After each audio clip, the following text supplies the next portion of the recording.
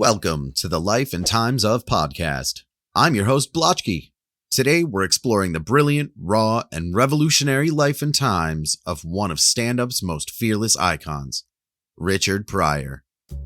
A trailblazer who transformed the world of comedy, Pryor's brutally honest storytelling, social commentary, and unmatched charisma set a new standard for comedians everywhere. Richard Franklin Lennox Thomas Pryor III was born on December 1st, 1940 in Peoria, Illinois. His upbringing was anything but conventional. He was raised in his grandmother's brothel, where he was exposed to the harsh realities of life at an early age. Despite his turbulent childhood, he found solace in humor, often using comedy as a coping mechanism. Richard's mother was a prostitute, and his father was a former boxer and hustler. The unconventional environment in which he grew up played a significant role in shaping his unique comedic voice.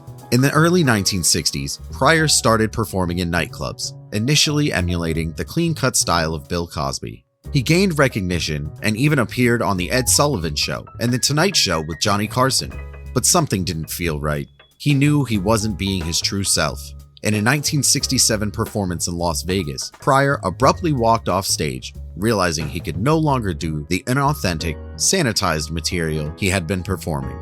This moment sparked his transformation into the raw, unfiltered comedian he would become. By the 1970s, Pryor had completely reinvented himself. His material was fearless, tackling race, politics, addiction, and personal demons in a way that had never been done before. He began releasing groundbreaking comedy albums which won Grammy Awards and cemented his status as a comedic genius. Pryor wrote for television shows like Sanford & Son and The Flip Wilson Show before making it big as a stand-up star. As his fame grew, Pryor took Hollywood by storm. He starred in classics like Silver Streak, Stir Crazy, and Harlem Nights, often alongside his close friend Gene Wilder.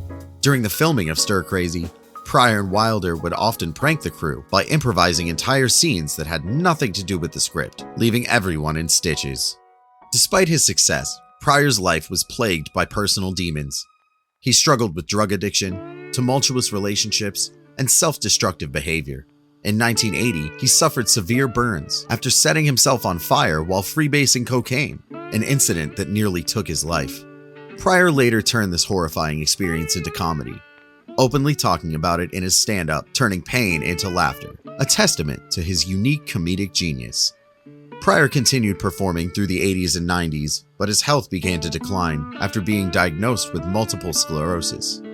Despite his physical limitations, his influence never waned.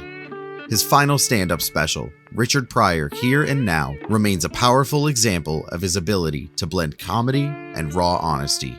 In 1998, he was honored with the first ever Kennedy Center Mark Twain Prize for American Humor, recognizing his unparalleled contributions to the world of comedy. Richard Pryor passed away on December 10, 2005, but his legacy lives on. He revolutionized stand-up comedy, broke racial and social barriers, and paved the way for countless comedians who followed in his footsteps. Richard Pryor wasn't just a comedian, he was a truth-teller, a provocateur, and an artist who used comedy to expose the raw realities of life. His impact on stand-up, film, and culture is immeasurable. That's it for today's episode of the Life and Times of podcast. If you enjoyed this deep dive into the life and times of Richard Pryor, don't forget to like, subscribe, leave a comment, and share with a friend. And if there's anyone you want us to cover, drop that in the comments too. Until next time, remember, comedy is just a funny way of being serious.